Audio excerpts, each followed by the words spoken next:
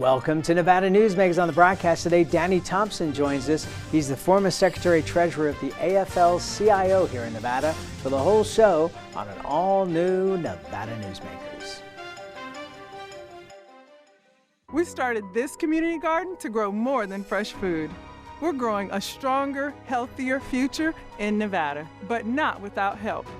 Tom Steyer knows real change starts at the grassroots. That's why he rallied Nevadans to win clean energy and teamed with farmers to bring fresh produce to public schools. As president, Tom will unite us to save our planet. That's why I'm caucusing for Tom. I'm Tom Steyer, and I approve this message.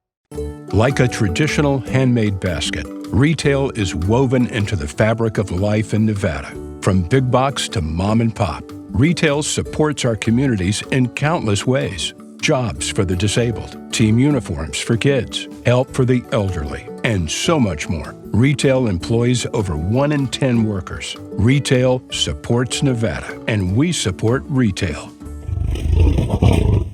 RANNV.org. Safety is the #1 priority for the trucking industry.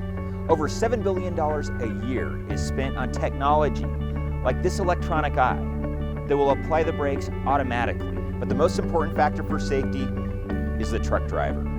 These hardworking men and women who safely move over 70% of our nation's freight and 94% of Nevada's. We thank you because trucks move America forward.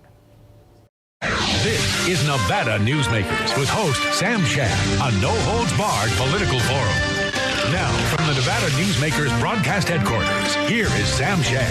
And back on Nevada Newsmakers, we're always pleased to welcome back to the program Danny Thompson. He's the former Secretary-Treasurer of the AFL-CIO. Pleasure to have you back on the program, sir. Thanks, Sam. Good to be here.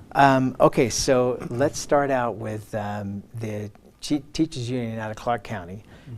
Clark County Teachers Association, which is different than the SNEA, which is the statewide organization. They've come up with these two proposals. Let's start out with the first one, which is to raise the gamers tax by a couple of percentage points. Where do you think that one's going?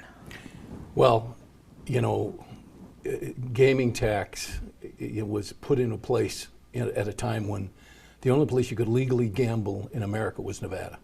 And so Reno and Las Vegas, that's what really helped make them what they are today.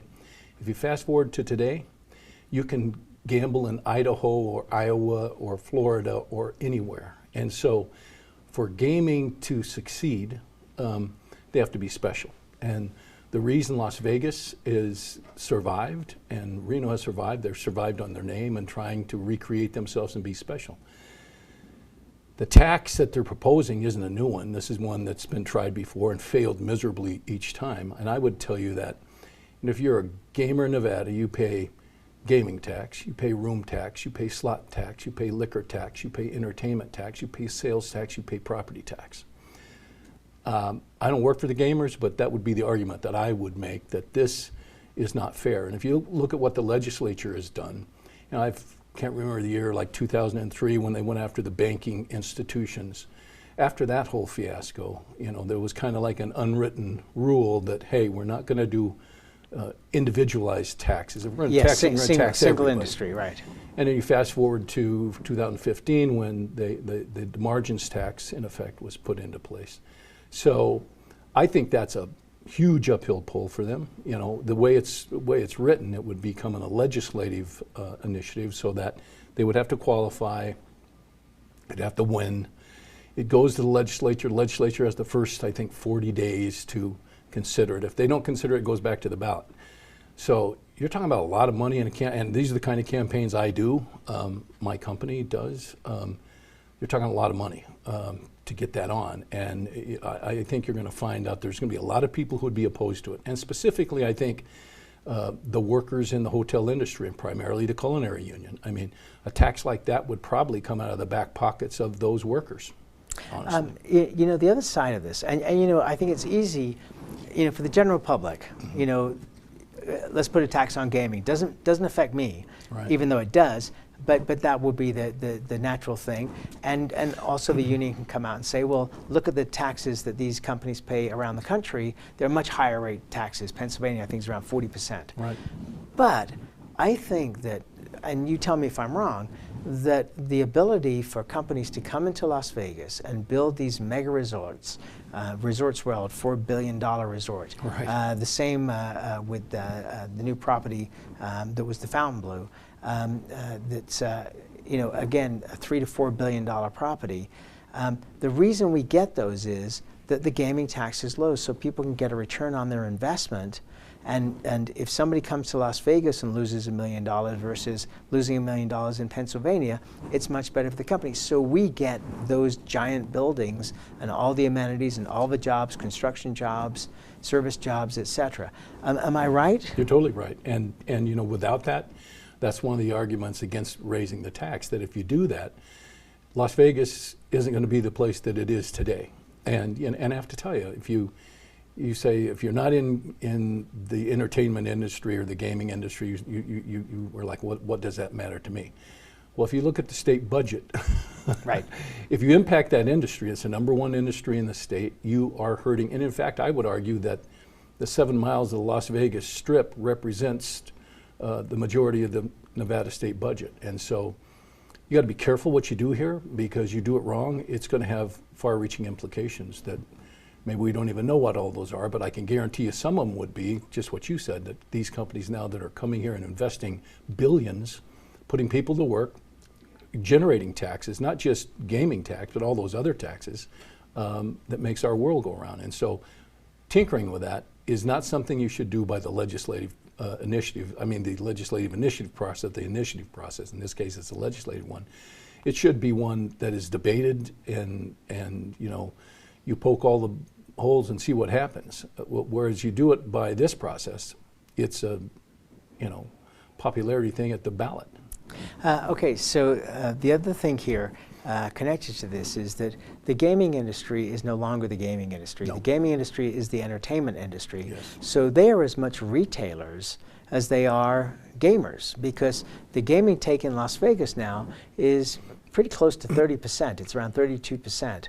So it's the other 70% is all the other things. So the rooms, the shows, now the sports, I mean, on and on and on. So it's not just one thing. No, and that's exactly the point. It isn't today's gaming industry isn't your father's gaming industry. It's not what it used to be.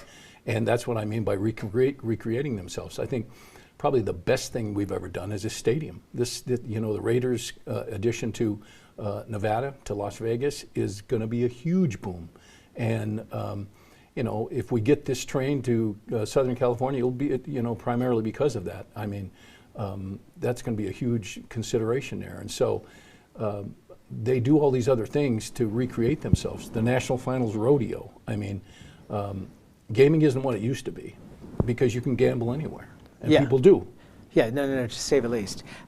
Let's talk about the other piece of this, which is raising the sales tax. And my understanding is it's just in Clark County that they would be raising the sales tax. Is that even fair when the sales tax, which has already been raised, is the most innocuous tax because it goes on hits the poorest people? I think you're exactly right. If you talk to people about taxes and what's the most regressive tax, it's sales tax, because the people who can least afford it are the ones who are going to pay the same as somebody who can amply afford it.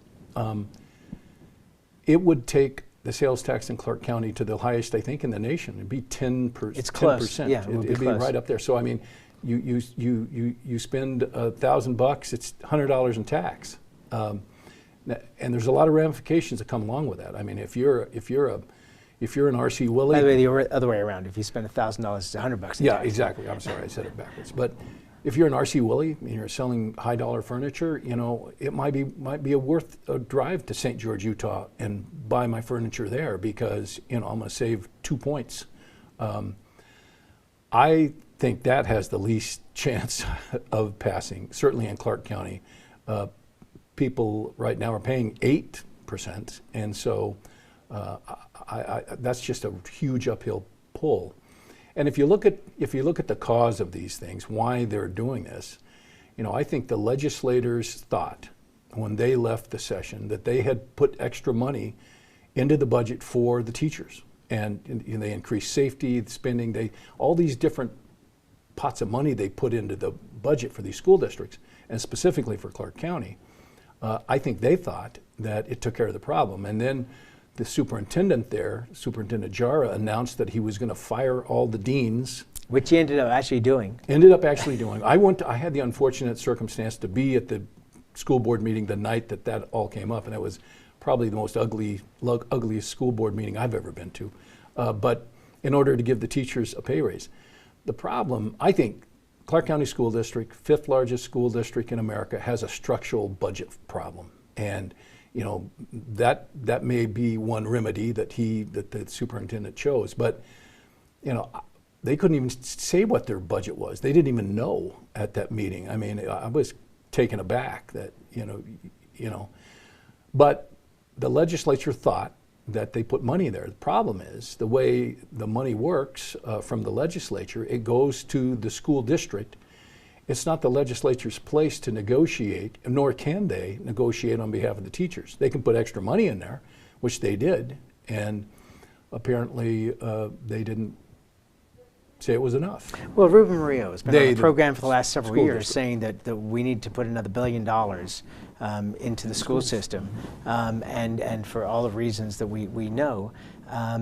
But it just seems to me that, you know, if they took this approach to go against gaming, you know, if you look at what NV Energy spent, which was $63 million to win question 3 on their behalf, that how much would gaming spend?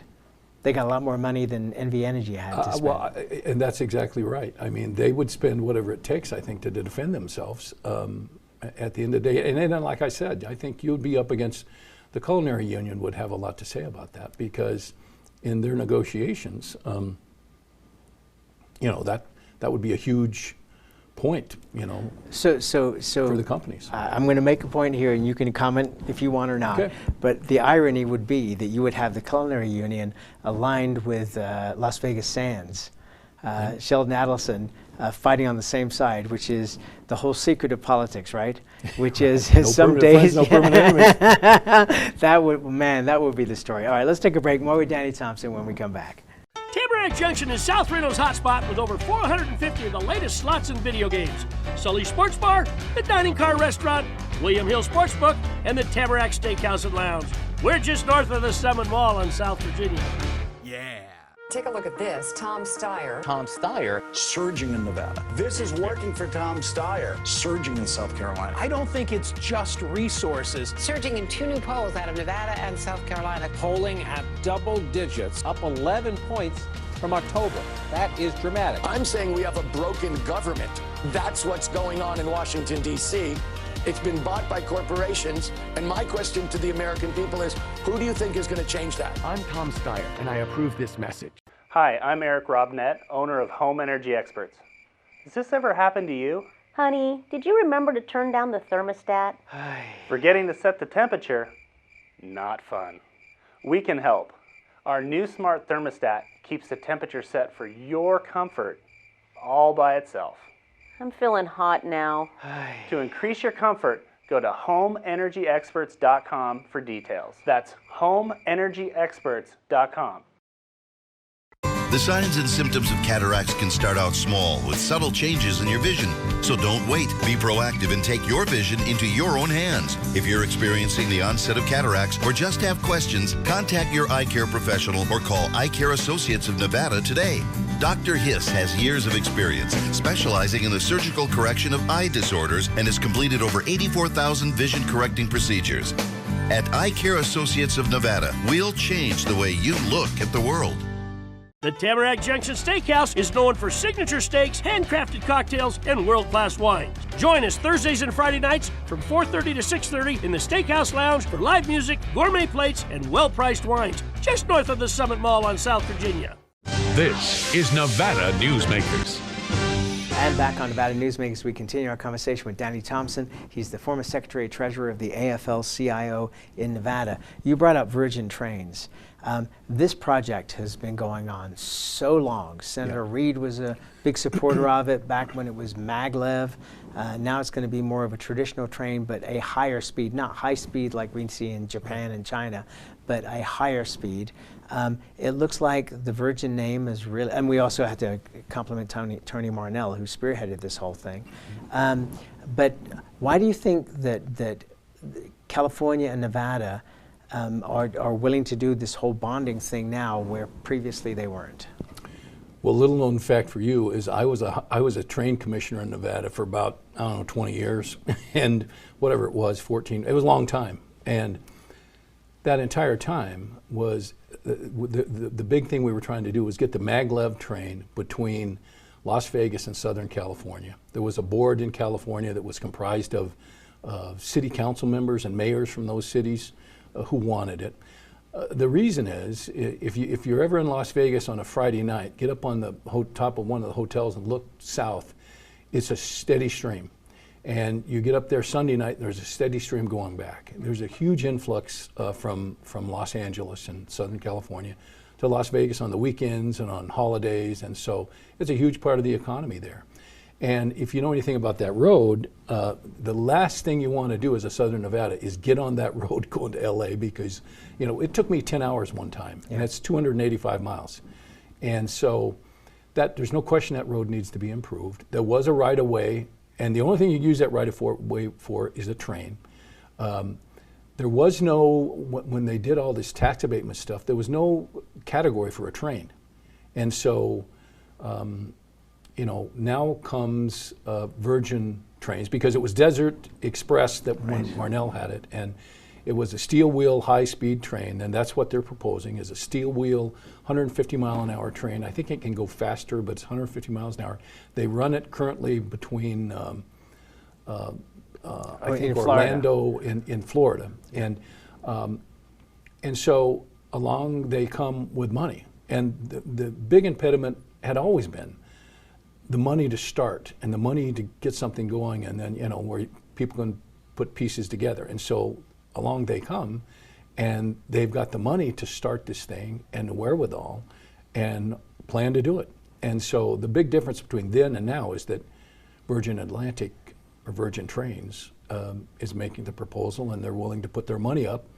They want some help, which makes total sense. Yeah, because it's a multi-billion-dollar project. Yeah, and because that's not just, everybody looks at these tax abatements and they're like, oh, that's terrible, But if you look at this, of all the tax abatements in my 40 years in government, this is the one that makes the most sense, because this is solving a public problem, and there's a public need to have that. Whereas, Tesla was a deserving project, but there wasn't a great argument it was a public benefit or a public need, other than providing jobs.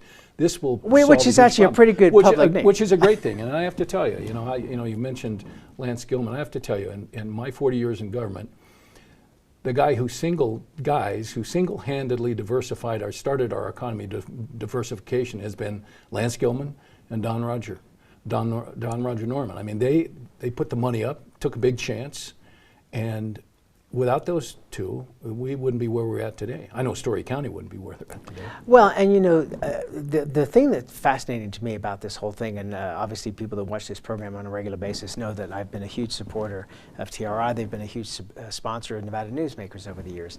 But the trick to economic development for anybody that wants to do it is what they did, which was put in the infrastructure first. Mm-hmm. That's the key. Mm-hmm. If you have the infrastructure, you're not showing somebody a piece of dirt and saying, hey, one day we'll have this, this, and this. You're saying, we're ready to go. Here's the grading permit. Bring your plans. Well, and just like those guys, they took a huge risk investing millions of dollars of their own money into infrastructure. That was a huge risk. That could have fell flat on its face. This is the same situation where Virgin Trains is going to risk money that we don't have. It's interesting you say that, because knowing Roger Norman as I do, and Lance, neither of them are fools in terms of development. They have a long history of development. South Meadows in Reno was their project. They've done a lot of malls and things down in Southern California, San Diego area. I think that they looked at the plans for what was then called the Azamara Ranch. For decades, people had talked about, well, it's on I-80, it's near Reno Sparks, you can get to anywhere on the West Coast a day and a half. It was just that no one had ever put up the money to make this thing a reality. They just kept talking about it. Right. And these guys went, because the price they paid for the land was very reasonable, and so the real investment was the infrastructure, and look how it paid off, man. Right. It was amazing. And they're set to try and do that again in Fernley. Let's take a break, come back. I got a bunch more for you, and we're running out of time. We'll be right back. I'm Amy Klobuchar, and I approve this message. 100 days, 100 ways to restore decency, opportunity, and hope. My entire 100-day plan for America won't fit in a TV ad, but let's give it a go. Rejoin the climate agreement, lower prescription drug costs, address mental health and addiction, fire Betsy DeVos, expand VA benefits, protect voting rights, expand job training. As president, she'll work to reset our democracy on day one. Vacancies, jumpstart immigration reform, antitrust enforcement, affordable housing. One of the most psychologically damaging things parents can do to children in divorce is disparage one another, which is why I can't believe I even have to make this commercial. Half of your kids' genetics come from this person you're spewing hate about. Your children have the right to love you both, but more than that, they deserve to love themselves. Marilyn York might be a men's rights divorce attorney, but this is for every selfish parent. Shut up.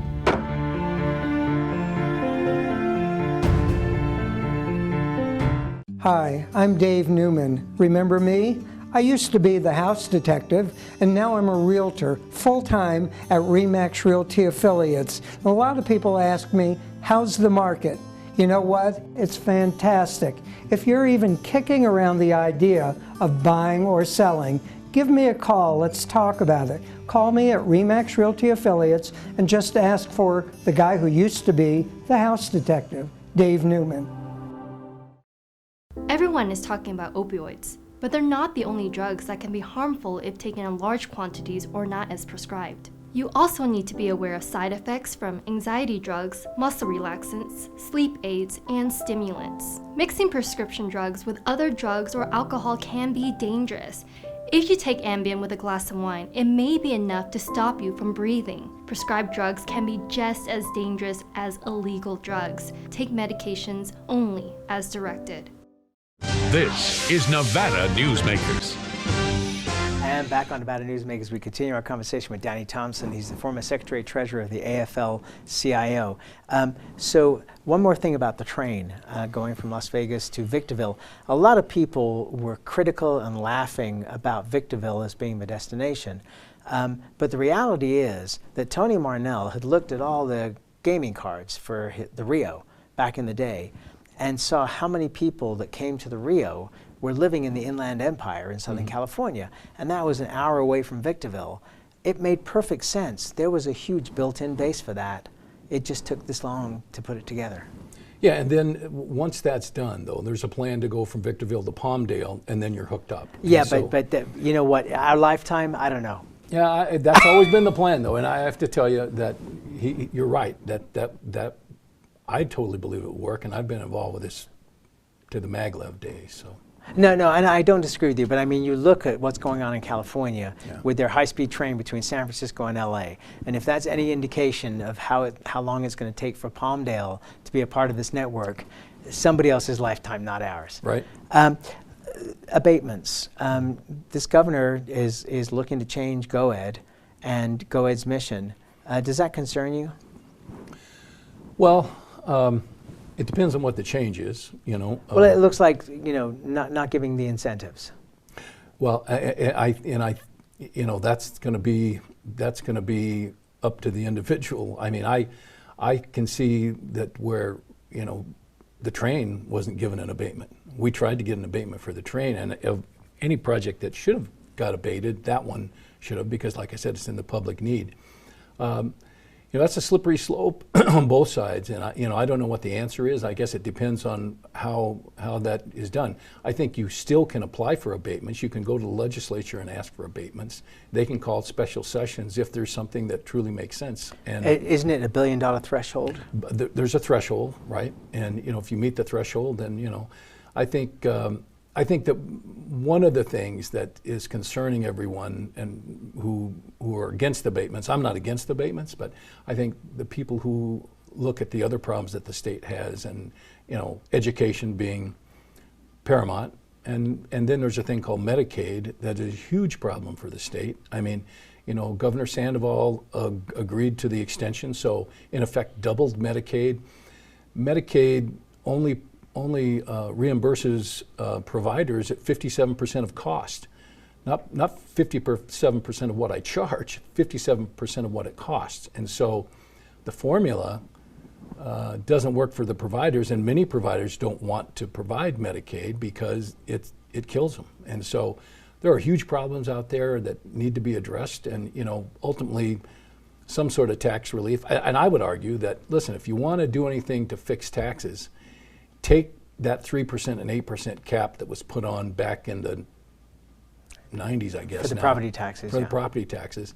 Take that cap off, because the example of the city of Henderson, when they went into recession, it was going to take them 25 years because of that cap to recover where they were. And so, assess valuations, determine what taxes you pay. And here's an example, real life example. Okay, we're actually out of time, so this is for our next show. Sure. We'll continue this discussion. But yes, I agree with you. Property taxes need to be discussed, but we'll see the courage of the legislators when they come to town.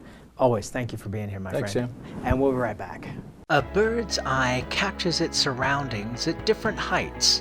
At Brian Culpa Photography, we can make your imagination soar over buildings, parks, cityscapes, and beyond. Brian's images tell the story and get the job done. If you need a new perspective to tell your story, contact Brian today. Brian Culpa Photography. Experience the bird's eye view at brianculpaphotography.com.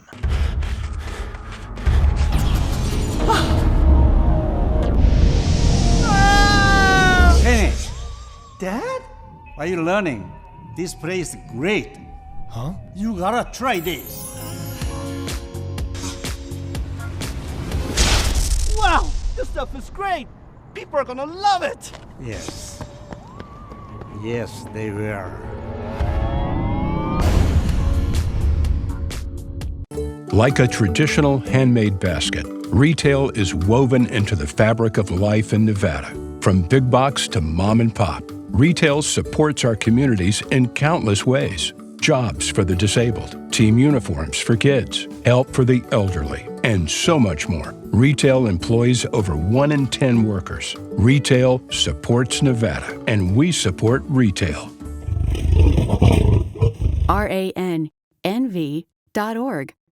Pro Group Management specializes in providing industries with the necessary components to satisfy and exceed workers' comp requirements. Every business has unique needs and specific regulations. Pro Group Management stays ahead of the curve, providing up-to-date services to keep your industry in top form. Discover how we simplify your tasks, improve efficiency, and reduce expense to keep you moving in a positive direction. Pro Group Management. Workers' comp that works for you. You can now watch Nevada Newsmakers on YouTube. Just go to YouTube and search for Nevada Newsmakers and become a subscriber. We'll see you on the next broadcast. Thanks for watching and listening.